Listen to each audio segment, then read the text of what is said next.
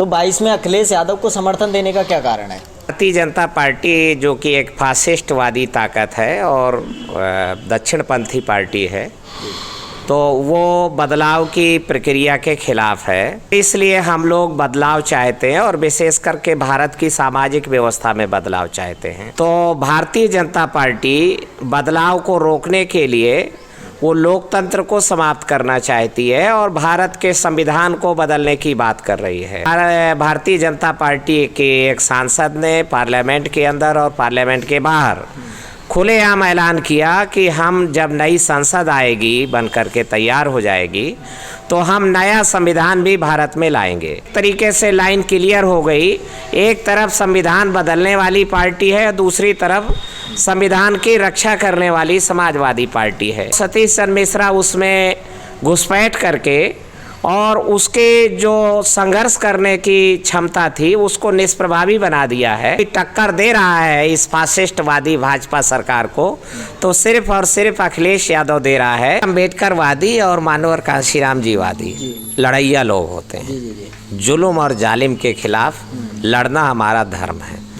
तो जहाँ लड़ाई होगी जुल्म और जालिम के खिलाफ, हमारा समाज उधर रहेगा। हम लड़ैया लोगों के साथ हैं जिन्होंने सीज फायर घोषित कर दिया, युद्ध विराम कह दिया और कहा कि जालिम के आगे निहुर जाओ। हमारा समाज उनके साथ नहीं है। हम लड़ैया के साथ हैं, लड़ैया के साथ नहीं हैं। कौन राजा भैया? किसकी बात कर रहे हैं आप?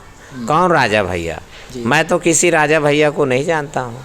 दोस्तों नमस्कार, आप देख रहे हैं द फाइंडर। मैं हूँ संतोष शाक्य।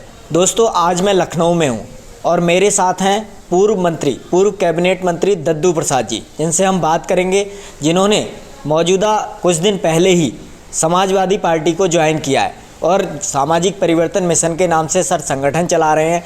समाज को परिवर्तन करना सर का उद्देश्य है और कांशीराम जी के सर बहुत निकटतम सहयोगी रहे हैं। बहुजन समाज पार्टी या कांशीराम जी ने जो भी संगठन बनाए थे उनके फाउंडर मेंबर्स में रहे हैं। बसपा को ज़मीन से लेके खड़ा करने में सर का सबसे बड़ा योगदान रहा है।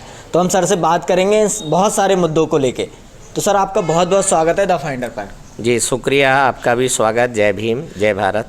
सर पहला सवाल है मेरा कि 22 का चुनाव बहुत करीब है और आप सामाजिक परिवर्तन मिशन एक बहुत बड़ा संगठन उत्तर प्रदेश में चला रहे हैं, समाज को परिवर्तन करने की कोशिश कर रहे हैं। तो 22 में अखिलेश यादव को समर्थन देने का क्या कारण है? देखिए, भारतीय जनता पार्टी जो कि एक फासिस्टवादी ताकत है और दक्षिणपंथी पार्टी है, तो वो बदलाव की प्रक्रिया के खिलाफ है और बदलाव हमारी आवश्यकता है। चूँकि एग्जिस्टिंग सोशल सिस्टम है जो वर्टिकल ऊर्ध्वाधर खड़ा हुआ है, उसमें मानवीय अधिकारों का हनन किया गया है और इसलिए हम लोग बदलाव चाहते हैं और विशेष करके भारत की सामाजिक व्यवस्था में बदलाव चाहते हैं। बदलाव लाने के लिए भारत में संविधान को अंगीकार किया गया और लोकतंत्र की शासन प्रणाली को स्वीकार किया गया। तो भारतीय जनता पार्टी बदलाव को रोकने के लिए वो लोकतंत्र को समाप्त करना चाहती है और भारत के संविधान को बदलने की बात कर रही है। संघ परिवार के निर्देश पर माननीय अटल बिहारी वाजपेयी जब प्रधानमंत्री थे तो उन्होंने संविधान समीक्षा आयोग बनाया और अभी भारतीय जनता पार्टी के एक सांसद ने पार्लियामेंट के अंदर और पार्लियामेंट के बाहर खुलेआम ऐलान किया कि हम जब नई संसद आएगी, बन करके तैयार हो जाएगी, तो हम नया संविधान भी भारत में लाएंगे। तो इससे हमें डर लगता है कि भारतीय जनता पार्टी जिस तरीके से पुरातन पंथी विचारों की पार्टी है और वो भारत में प्रकारांतर से मनु विधान को लागू करना चाहती है, तो इसलिए हम लोग और हम ही नहीं, भारत में जो भी मानवतावादी, वैज्ञानिकतावादी, तर्कशील लोग हैं, तो वो इस बात को लेकर के सोच विचार कर रहे हैं कि भारत के संविधान को ये बदलेंगे तो हमें क्या करना चाहिए। तो हम लोगों ने तय किया है कि भारत के संविधान की रक्षा के लिए, और अभी अखिलेश यादव ने तो 26 नवंबर जो संविधान दिवस था तो लखनऊ में ऐलान किया कि भारत की संविधान की रक्षा के लिए समाजवादी पार्टी संघर्ष करेगी। तो एक तरीके से लाइन क्लियर हो गई, एक तरफ संविधान बदलने वाली पार्टी है, दूसरी तरफ संविधान की रक्षा करने वाली समाजवादी पार्टी है। बीच में जो तीसरा खेमा नीला झंडा और हाथी का तैयार किया गया था, तो सतीश चंद्र मिश्रा उसमें घुसपैठ करके और उसके जो संघर्ष करने की क्षमता थी उसको निष्प्रभावी बना दिया है। और जो शोषणकारी ताकतें हैं भारतीय जनता पार्टी, उन्हीं से समझौता कर लिया है।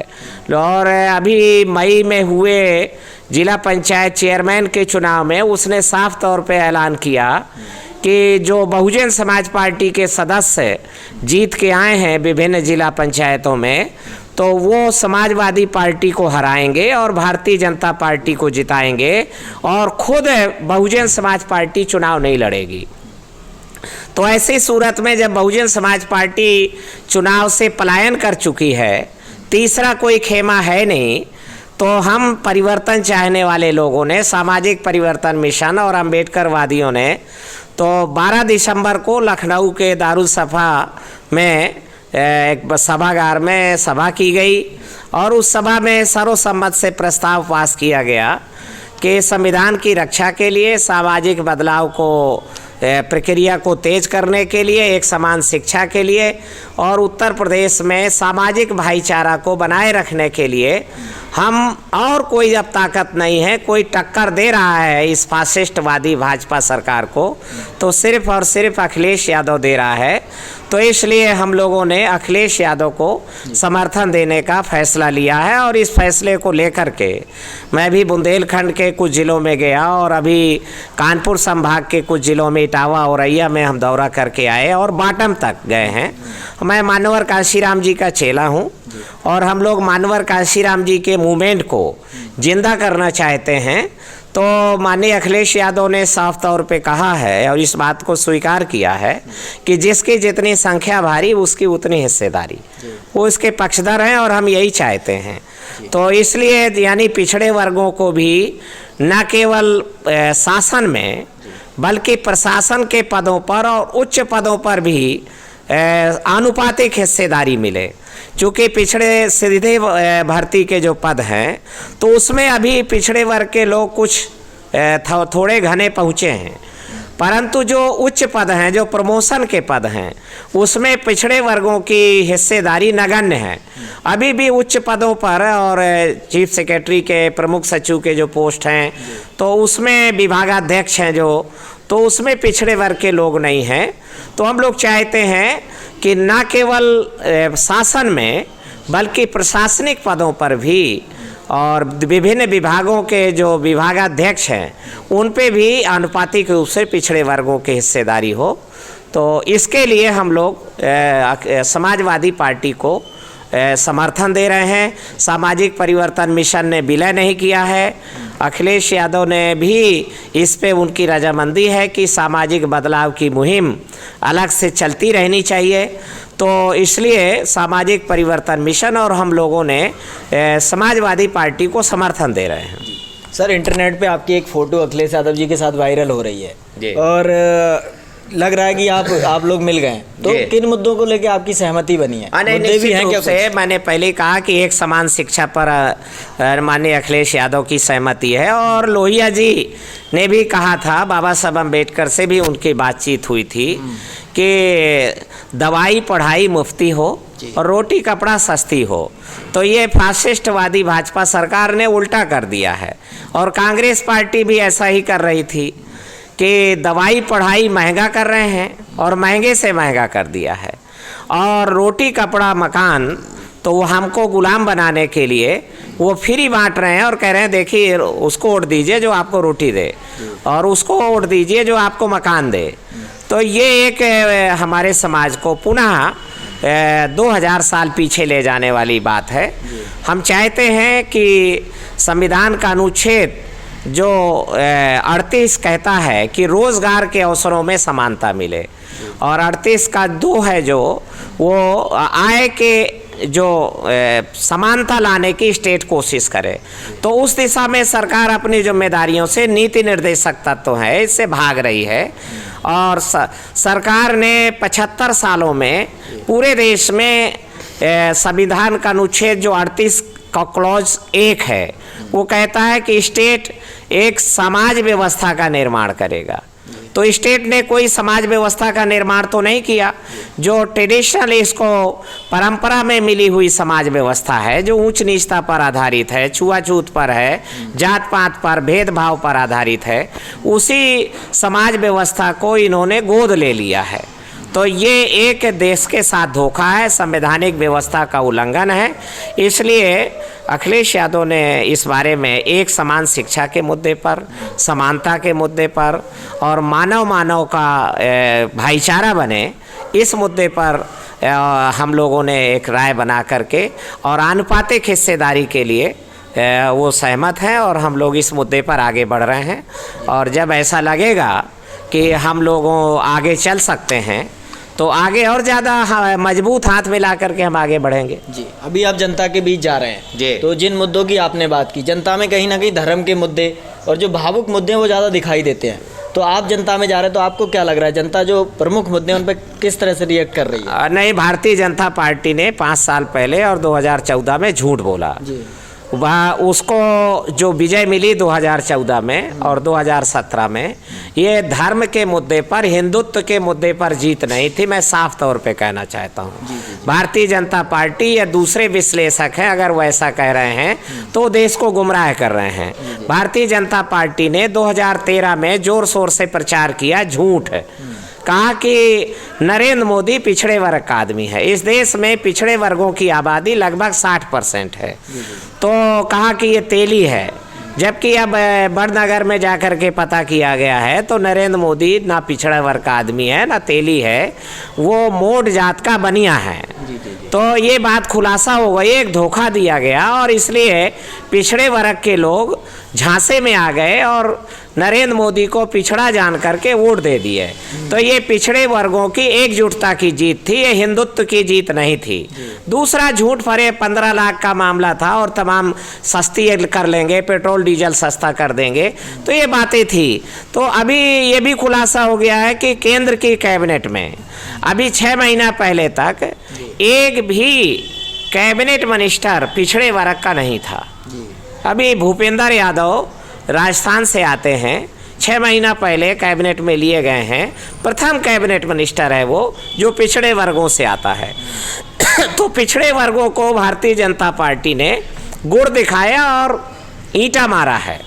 दूसरा 2017 का जो उत्तर प्रदेश का चुनाव आया तो उसमें उन्होंने कहा कि हम मौर्य को मुख्यमंत्री बनाएंगे, फिर कहा कि हम लोधी राजपूत के बीच में गए तो कहा कि हम कल्याण सिंह के बेटे को मुख्यमंत्री या धर्मपाल को बनाएंगे और फिर उन्होंने कहा कि नहीं उमा भारती को बना देंगे। जब मध्य प्रदेश की रहने वाली उमा भारती चरखारी उत्तर प्रदेश से विधायक हो सकती है जो 2012 में हुई तो हम मुख्यमंत्री भी बना देंगे। वो को निषाद समाज के बीच में गए तो उन्होंने कहा साध्वी निरंजन ज्योत को हम मुख्यमंत्री बनाएंगे। फिर वो जब पाल समाज के बीच में गए तो उन्होंने कहा कि हम बघेल समाज को मुख्यमंत्री बनाएंगे। और जब कुर्मी समाज के बीच में गए तो उन्होंने कहा हम स्वतंत्र देव को मुख्यमंत्री बना देंगे। और जब मुख्यमंत्री बनने की बात आई 18 मार्च 2017 को तो उन्होंने पिछड़े वर्गों को धक्का दिया, केशव मौर्य को अटैक आ गया और राम मनोहर लोहिया में भर्ती हो गए। तो ये उन्होंने आधा ब्राह्मण आधा ठाकुर और योगी बाबा को उन्होंने मुख्यमंत्री बनाया है। ये पिछड़े वर्गों के साथ धोखा है। तो ये कहना नितांत भ्रामक है। भारत में लोग शिक्षा चाहते हैं और दवाई चाहते हैं और रोज़गार के अवसर चाहते हैं।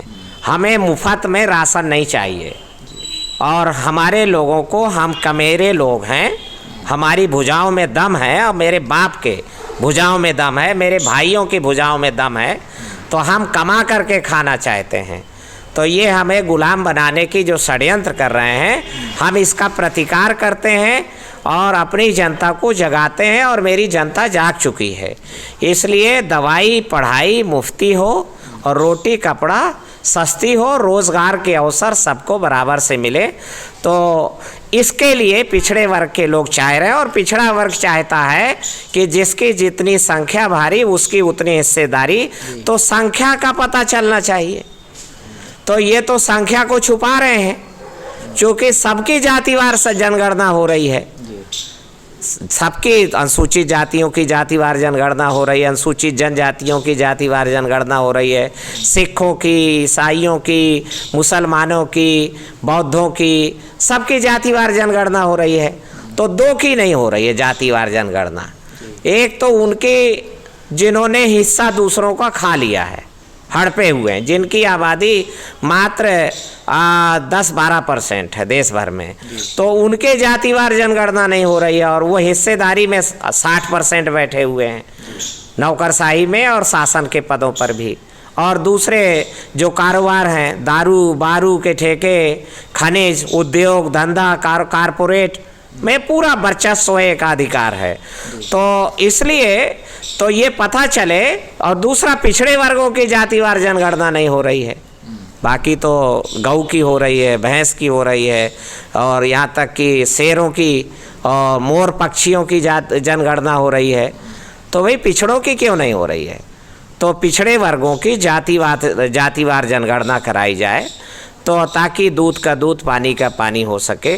और जो रिप्रेजेंटेटिव डेमोक्रेसी की भारत के संविधान में व्यवस्था है, रिप्रेजेंटेटिव डेमोक्रेसी अब हमारे भाइयों को समझ में नहीं आती है। तो उसका हिंदी मतलब है कि जिसकी जितनी संख्या भारी उसकी उतनी हिस्सेदारी। तो इतना साफ साफ मामला है। तो ये तो तभी होगा जब जनगणना हो जातिवार। तो ये माननीय अखिलेश यादव ने पार्लियामेंट के अंदर जातिवार जनगणना का समर्थन किया है, और उन्होंने, उनके चाचा प्रोफेसर राम गोपाल ने भी, और हमारे बहुत वरिष्ठ नेता आदरणीय शरद यादव ने भी जातिवार जनगणना का समर्थन किया। हमारे देश के दूसरे और विद्वान हैं, लालू जी हैं, वो सब लोग जातिवार जनगणना का समर्थन कर रहे हैं। तो हम चाहते हैं कि जातिवार जनगणना कराई जाए। तो आप जो मुद्दे बता रहे हैं, शिक्षा है, बेरोजगारी है और महंगाई है, आपको लग रहा है इस बार ये चुनाव इन मुद्दों पर होगा? ये पहले भी मुद्दे हैं जी। ये शंख बजा करके कि जैसे महाभारत में उन्हें द्रोणाचार्य को मारना था, तो कहाँ अश्वत्थामा मारा गया। तो अब द्रोणाचार्य दुखी हो गए, अश्वत्थामा उनके बेटे का नाम था। तो उन्होंने दुखी हो गए, तो उन्होंने पूछने गए युधिष्ठिर से कि अश्वत्थामा मारा गया। युधिष्ठिर के बारे में एक क्रेडिबिलिटी थी कि नहीं, वो झूठ नहीं बोलता है। तो उसने कहा हाँ अश्वत्थामा मारा गया, नरो व कुंजरो व पता नहीं है। तो श्री कृष्ण ने शंख बजा दिया। तो ये शंख बजा करके ढपोर शंखी लोग हैं, और ये ढपोर शंखी है, ये हिंदुत्व की कोई जीत नहीं है। यहाँ पर अब जनता जाग चुकी है, न पहले कभी हिंदुत्व की जीत हुई है। ये राम मंदिर बनाना था और दुनिया वालों को डराना था, ताकि इंटरनेशनल जो फोर्सेज हैं वो भारत में इंटरनेशनल प्रेशर ना दें। तो उन्होंने कहा कि नहीं, जनमत राम मंदिर बनाने के पक्ष में है। तो ये बहुत सारे मुद्दे थे, तो वो उन्होंने सॉल्व कर लिए हैं। तो सर अभी जो चुनाव आ गया, तो आपको पार्टी की तरफ से क्या जिम्मेदारी मिली है? देखिए, मैं मानवर काशीराम जी का चेला हूँ और मैं स्टार कैंपेनर हूँ।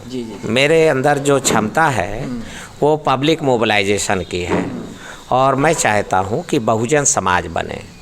तो सतीश मिश्रा ने हमारे घर में बनाए हुए घोंसले को एक एक तितर बितर कर दिया है, और हमारी बहना चुपचाप बैठी रही, देखने, हमारा घर उजड़ने दिया। तो हम लोग बहुजन को सोचते हैं कि अखिलेश यादव जी के साथ बहुजन बनाया जा सकता है।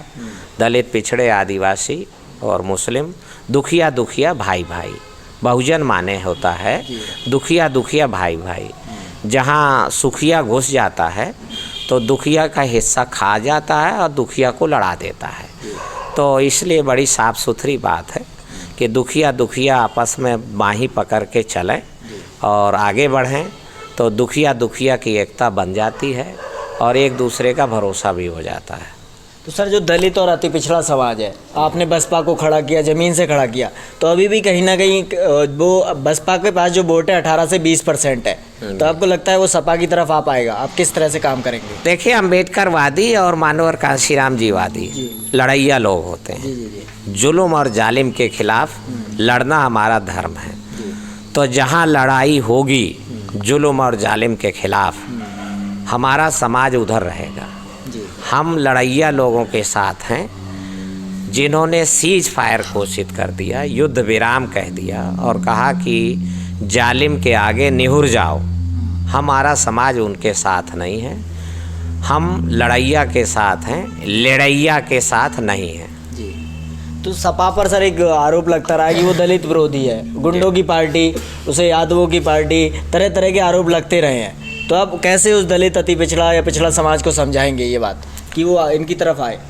आज अम्बेडकरवादियों को और कांशीराम के चेलों को संविधान विरोधी जो अमित शाह के गुंडे हैं और मोहन भागवत के जो गुंडे हैं, जो संविधान को चकनाचूर कर डालना चाहते हैं, तो उनसे डर लगता है।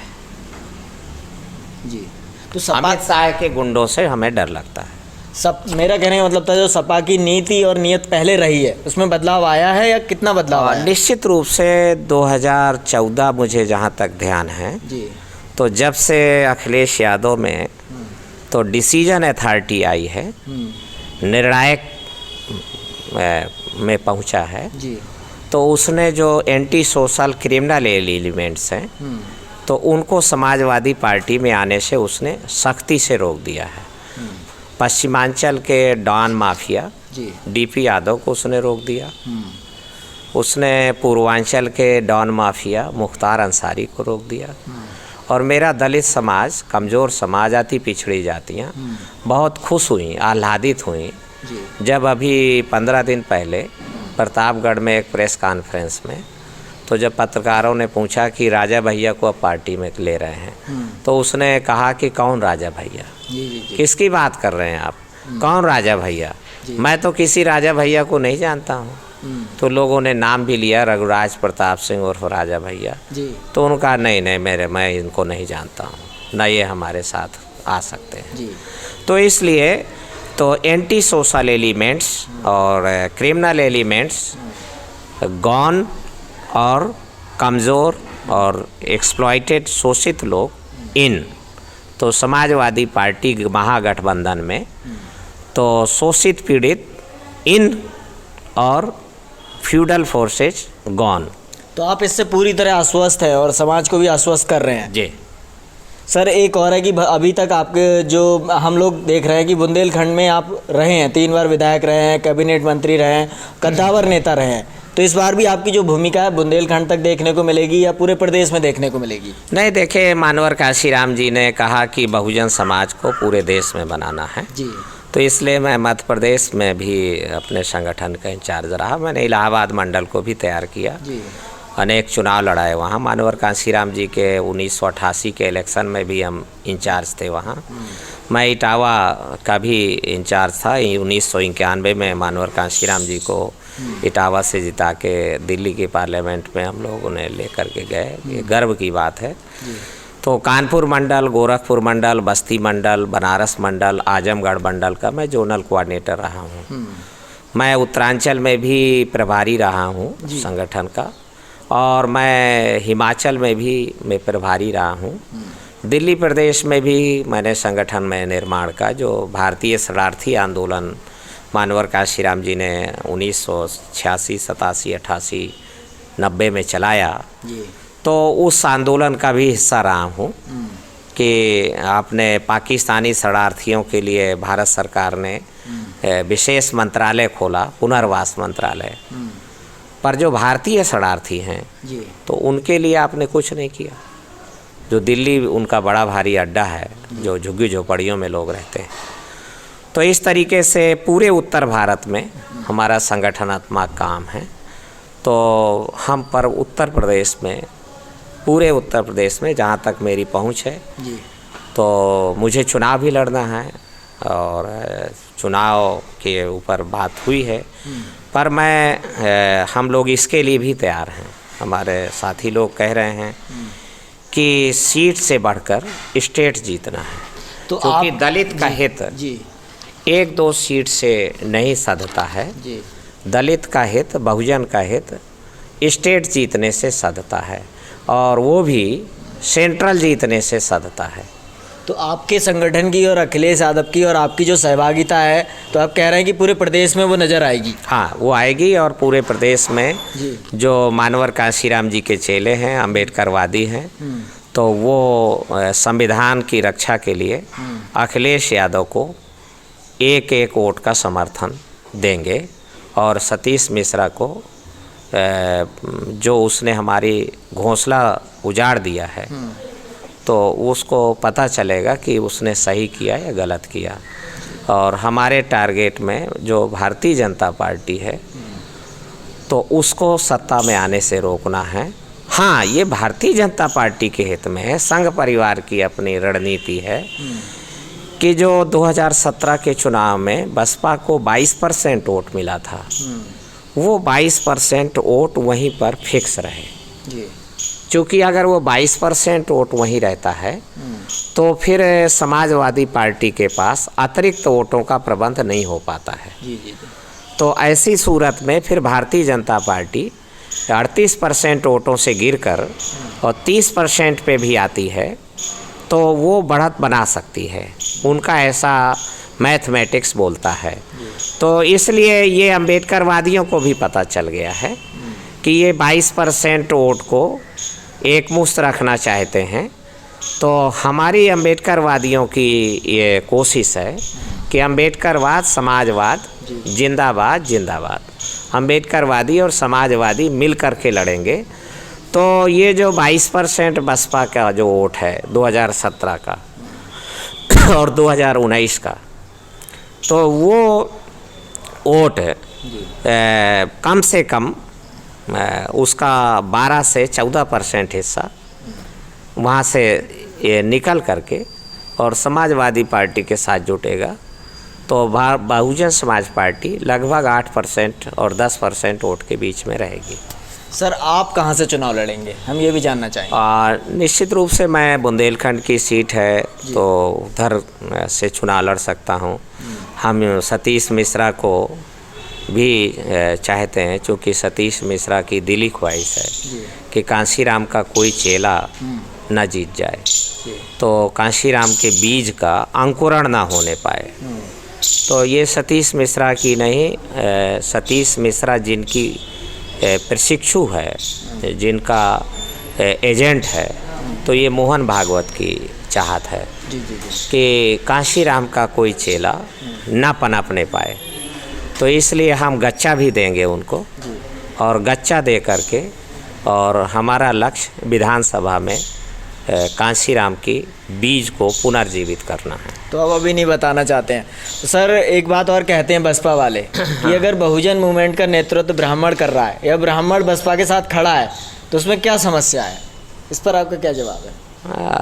वो खड़े ही तो नहीं हैं वहाँ जी, वो बेचारे वो शरीर से जी वोट डालने के एक दिन पहले तक कुछ % बसपा के साथ खड़े रह सकते हैं जी, दूसरों को धोखा देने के लिए, पर उनका एक एक वोट तो वो भारतीय जनता पार्टी को पड़ने वाला है। तो ऐसी ये हम जान चुके हैं जी। तो, और ये खुलासा भी हो चुका है। इसलिए वो चूँकि उनके हित जी भारतीय जनता पार्टी के साथ सुरक्षित हैं। वो राम मंदिर पिछले 75 सालों से नहीं बना था, बल्कि उसके और पहले से कोशिशें चल रही थी।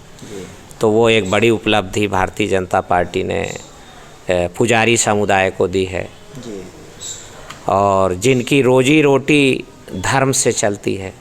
हमारी रोजी रोटी तो काछी कुम्हारों की और कुर्मी और यादवों की, जाटों की तो नहीं चलती है धर्म से। तो हमारे लिए धर्म एक आस्था का विषय है और उपासना का विषय है, पर वो तो उनकी रोजी रोटी चलती है तिरुपति बालाजी से। नया तिरुपति बालाजी बन गया है। दूसरा, पावर सेंटर ये भी पता चल गया हमें उस दिन जब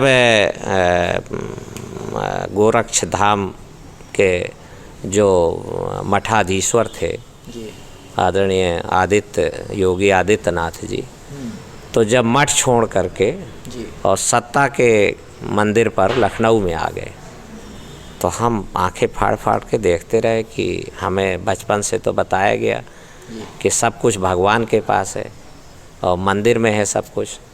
तो हम बहुत अचंभित हुए कि लगता है कि मंदिर से भी बड़ी पावर है क्या लोक भवन।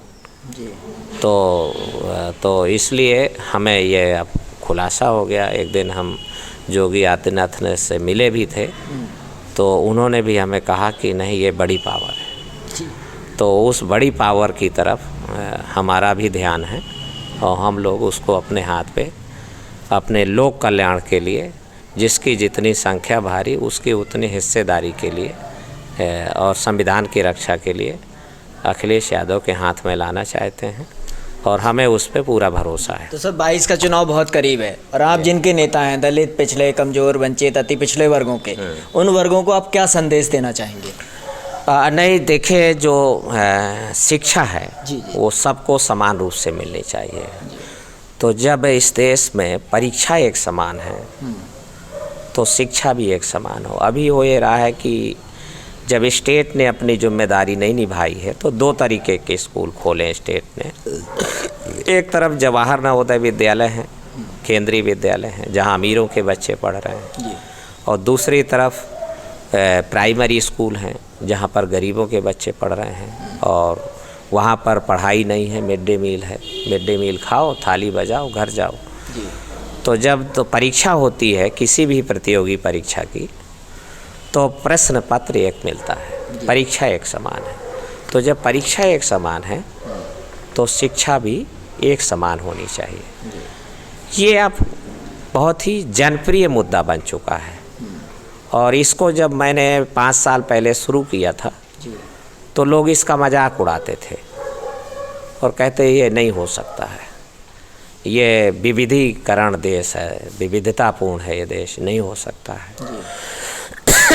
पर मैं कहता हूँ कि राष्ट्रीय एकता के लिए एक समान शिक्षा जरूरी है। मानव के बीच में विभेद ना रहे, नफ़रत का भाव ना रहे, और तो उसके लिए एक समान शिक्षा जरूरी है। तो एक समान शिक्षा हमारी नेशनल इंटीग्रेशन के लिए आवश्यक है और राष्ट्रीय एकता तो हमारे लिए बहुत बड़ी चीज़ है, उसको हम प्राप्त करेंगे तो हम लोग एक समान शिक्षा के लिए आगे पहल करेंगे। चुनाव को लेके आपका क्या कहना है? इन वर्गों से किसे वोट दें, किस तरह से नहीं, निश्चित रूप से अभी सारे भटकाव छोड़ करके अब कोई नहीं है टक्कर में, सिर्फ धरती पुत्र मुलायम सिंह यादव का लड़का अखिलेश यादव लड़ रहा है। तो हम अखिलेश यादव के साथ हैं। जो संविधान ख़त्म करने वालों से लड़े तो हम उसे लड़ैया के साथ हैं। तो दोस्तों, ये थे हमारे साथ कद्दावर नेता पूर्व कैबिनेट मंत्री दद्दू प्रसाद जी, जिनका कहना है कि अभी कोई टक्कर में नहीं है। अखिलेश यादव जो हैं वही सबसे लड़ाका हैं, सबसे मजबूती से जो भारतीय जनता पार्टी उससे लड़ रहे हैं। भारतीय जनता पार्टी, बसपा और सतीश मिश्रा पर खासे नाराज़ हैं। उनका कहना है कि सतीश मिश्रा जो उन्होंने बहुजन समाज पार्टी या बहुजन मूवमेंट को ख़त्म कर दिया। तो सर ने हमसे बात की। सर, आपका हमसे बात करने के लिए बहुत बहुत धन्यवाद। सर धन्यवाद। जय भीम, जय भारत।